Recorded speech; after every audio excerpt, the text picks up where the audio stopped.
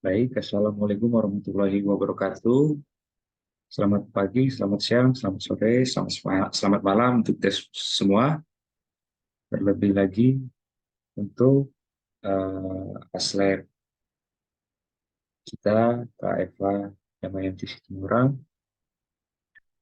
Baik, jadi hari ini saya akan menjelaskan dari materi pertemuan ketujuh yang berjudul function. Jadi saya akan menampilkan materinya dan semua praktekannya di Visual Studio Code. Langsung saja saya share screen.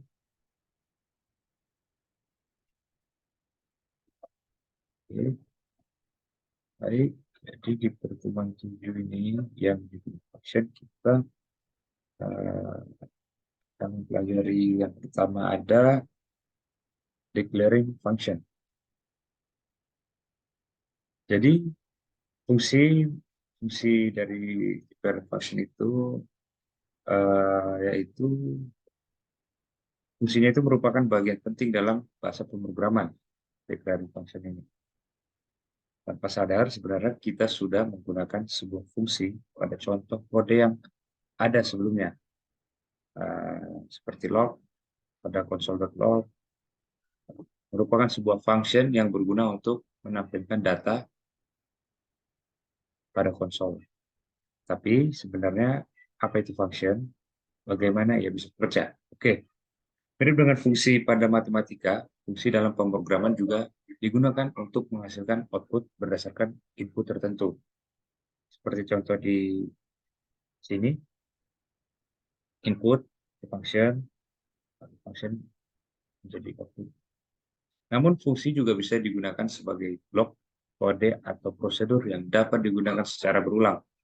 Dalam arti lain, kita dapat berpikir bahwa function merupakan sebuah variabel yang berisi blok logika, dan blok logika tersebut akan dieksekusi ketika variabelnya dipanggil. Jadi semua fungsi memiliki struktur yang sama, fungsi deklarasikan dengan keyword function dan nama fungsinya. Namun fungsi selalu diikuti dengan tanda kurung atau parentes tanpa spasi. Lalu terdapat spasi kurung perawal yang berisi logika dari fungsi tersebut. Seperti contoh ini. Kita lihat di sini. Contoh dari multiple ini salah satu nama fungsinya. Dan return 5 kali 5 titik koma itu kode yang akan dieksekusi. Terkadang dalam tanda kurung kita membutuhkan sebuah informasi tambahan yang disebut dengan parameter. Parameter merupakan data yang digunakan pada fungsi untuk diproses di dalamnya. Sebagai contoh, fungsi console.log dapat menerima argumen berupa string atau data lain untuk ditampilkan di konsol. Berikut merupakan ilustrasi dari struktur fungsi dengan parameter. Contoh multiply itu adalah nama fungsi. Kita buka kurung, A dan B itu adalah parameter. Oke. Declaring function, nah, ada parameter dan argumen. Di dalam fungsi kita akan banyak bertemu istilah parameter dan argumen. Penggunaan istilah ini seringkali tertukar bahkan di kalangan developer. Nah, seperti contoh ini, perbedaan besar antara keduanya. Pilihannya, parameter merupakan variabel yang didefinisikan sebagai input dari sebuah fungsi. Contoh function. Di sini contoh dari parameter ya. Kita coba di Visual Studio Code. Jadi function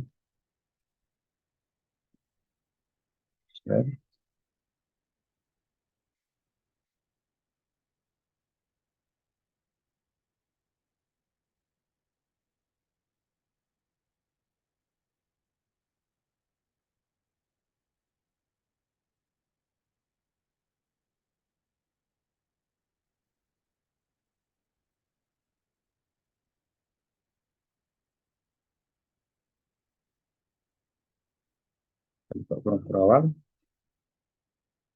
kita enter.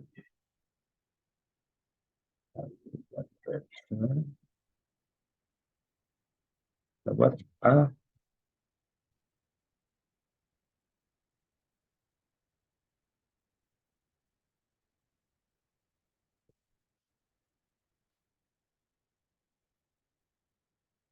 koma.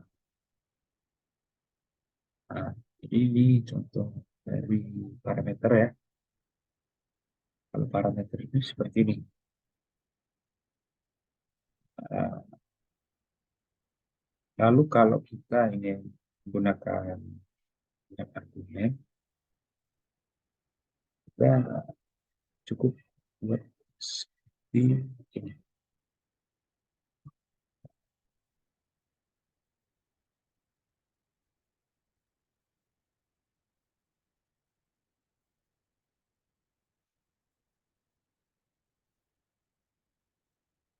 Apply, buka kurung,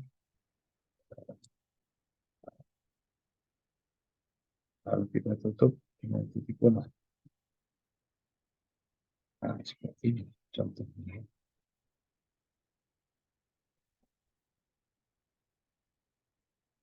Oke, sekarang kita lanjut lagi. Nah, parameter dan argumen. Setelah membuat fungsi, kita dapat pemanggilan dengan menuliskan nama fungsi, diikuti tanda kurung, dan memasukkan argumen di dalam, jika ada. Seperti contoh.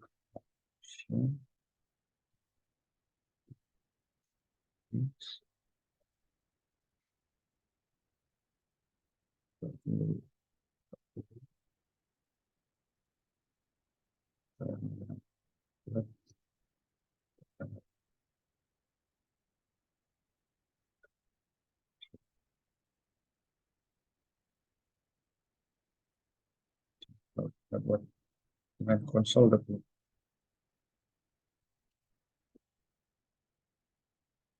Kita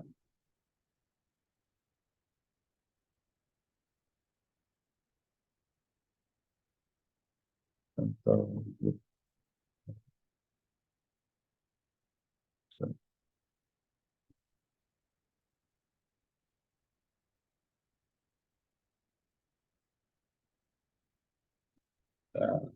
dengan titik koma. Dan di bawah kurung kurawal kita buat lagi waiting, buka kurung titik koma. Oke, lalu kita buat garis miring,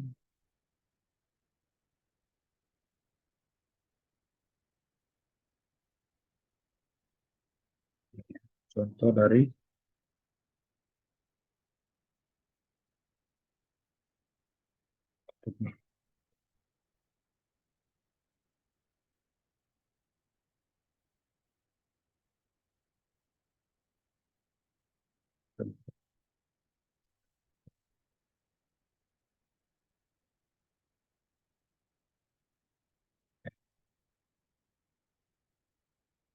nah, seperti ini.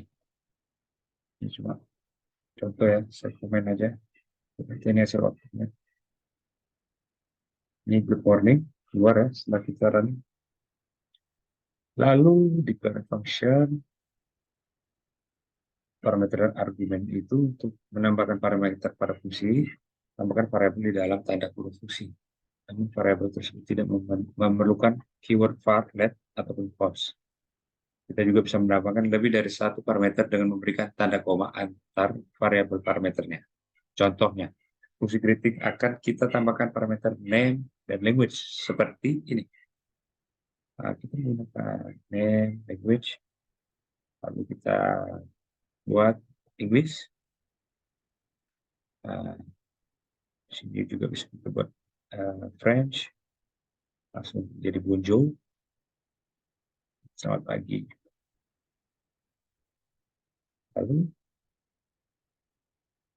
ada expression function. Cara lain untuk membuat sebuah fungsi pada JavaScript adalah expression function.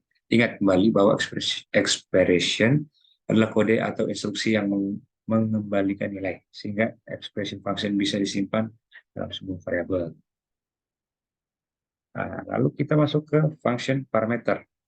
Function parameter pada materi sebelumnya kita telah berkenalan dengan fungsi yang merupakan suatu blok kode yang dapat menerima input dan menghasilkan output tertentu.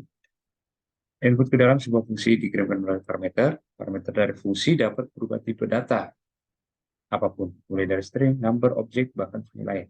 Jika parameter dari fungsi adalah sebuah objek, kita juga memanfaatkan destructing object untuk mendapatkan nilainya. Contohnya sebagai berikut. Kita coba di source to code. Kita mengenal konsep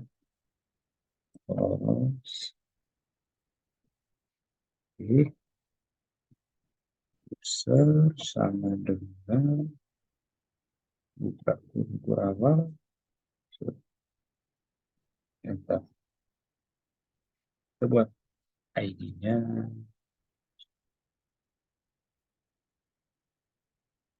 edit di dua, kita buat misal cek itu contoh display name,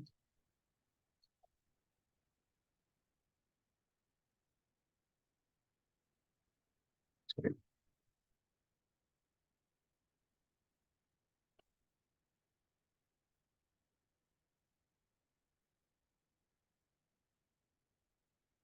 display name, lalu contohnya namanya, misalnya kita mau namanya saya ya, Raffi.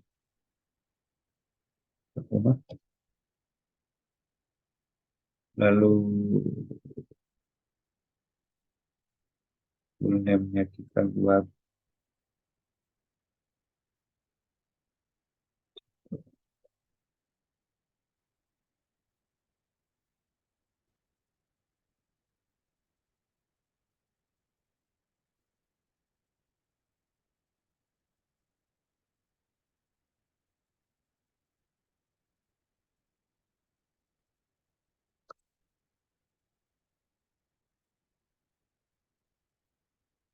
setelah kita tutup kurung awal di bawah, kita tambahkan titik koma.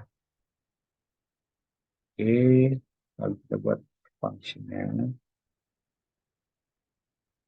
function produce, kita buat buka kurung, lalu buka lagi kurung bawah. Nah, kita buat aja, kita masukkan display name dan full name, lalu nanti akan keluar nama yang sudah kita buat di display name dan name-nya.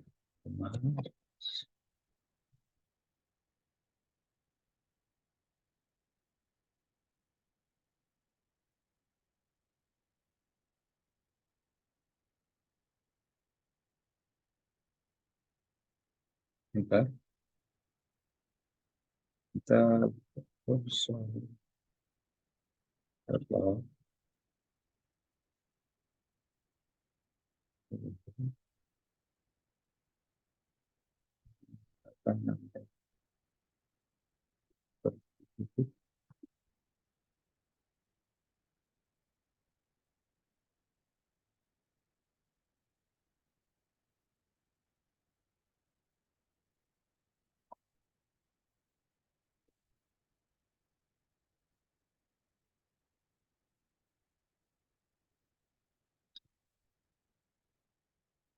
menggunakan tanda ketik ini, kita buat display name, display name. Nanti akan keluar outputnya. Tocan is Tony Chandra. Dari display name-nya, misalnya tadi Raf Raja, jadi full name-nya Tony Chandra. Oke, kita lanjut lagi. Function parameter, rest parameter. Masih ingat dengan split operator? Jika split operator menyebarkan array menjadi beberapa elemen berbeda, Rest parameter ini adalah kebalikan dari operasi tersebut. Nah, rest parameter juga dituliskan menggunakan three consecutive dots. Dengan rest parameter, jika dapat menggabungkan beberapa elemen menjadi satu array, tentu teknik ini sangat bermanfaat ketika kita hendak membuat sebuah fungsi dengan parameter yang tidak pasti. Nah, contohnya di sini, kita lihat ya, function menggunakan sum, ada numbers, ada let juga, threshold sama dengan 0, koma, lupa, for buka kurung get number of numbers, kurung perawat threshold plus sama number, titik koma, titik kurung perawat. Lalu dilanjutkan lagi return threshold, titik koma, titik kurung perawatnya, console.log, tadi masukkan angkanya ini 1, 2, 3, 4, 5.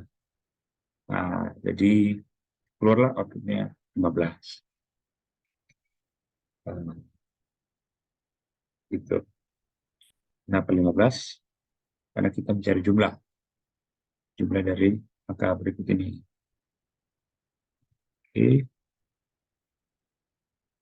Lalu ada arrow function.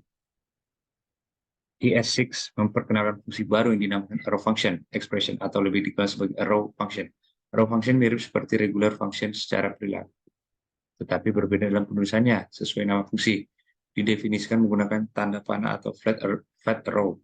Tentunya penulisan arrow function ini akan lebih singkat. Selain berbeda sintaksis, terdapat perbedaan perilaku antara arrow function dan regular function. Regular function dapat berubah function declaration dan function expression, namun arrow function hanya berupa expression function saja. Itu sebabnya arrow function memiliki nama lengkap arrow function expression. Nah, contohnya ada di sini. Kita buat say name, kita buat console.log, ada ketik atas nama saya, dolar, nama, misalnya contohnya Cynthia, say name, keluarlah sini outputnya namanya Cynthia juga. Baru kita masuk variable scope. Variable scope sejauh ini kita sudah mengenal function. Setelah kita memisahkan kode ke dalam blok atau fungsi terpisah, ada satu hal penting yang perlu kita tahu, yaitu variable scoping. Ada banyak keadaan di mana kita membutuhkan variabel untuk diakses di seluruh script yang kita buat. Tetapi ada juga keadaan di mana kita ingin variabel tersebut hanya dapat diakses dengan cakupan fungsi dan fungsi turunan saja. Nah, ini contoh scoping dalam kode. Bisa kita menggunakan const, function, kita buat parent, lalu yang berada child, itu berikut sini. Nah, dan di sini function multiply 6, totalnya, mencari totalnya, lalu keluar outputnya di sini 400. Lalu ada closure, seperti lagunya Pamungkas, di sini juga ada. Sebelumnya kita telah tahu bahwa fungsi dapat didefinisikan dalam lingkup global atau di dalam fungsi dan suatu fungsi yang dapat mengakses variabel di dalam flexible scope-nya disebut dengan closure. Flexible scope berarti pada sebuah fungsi bersarang, fungsi yang berbeda di dalam memiliki akses variabel di lingkup induknya. Oke. Sini contohnya nih ya. Nah, salah satunya adalah untuk membatasi akses ke fungsi atau variabel. Contohnya ini di sini. Kita lihat let counter sama dengan 0, titik koma, const add. Nah, di sini kita add sama dengan kurung tutup kurung, return counter. Nah, di sini kita langsung keluar add-nya 1, 2, 3, 4. Nah, jadi itu saja yang bisa saya sampaikan tentang function di pertemuan 7 ini. Maaf bila saya ada salah kata, ada salah penulisan, atau ada kesalahan lainnya dalam presentasi saya ini. Saya tutup saja. Sebelumnya saya ucapkan terima kasih kepada Aslep, kepada teman-teman juga. Saya tutup. Assalamualaikum warahmatullahi wabarakatuh. Selamat pagi, selamat siang, selamat sore, dan selamat malam untuk yang menyaksikan video ini.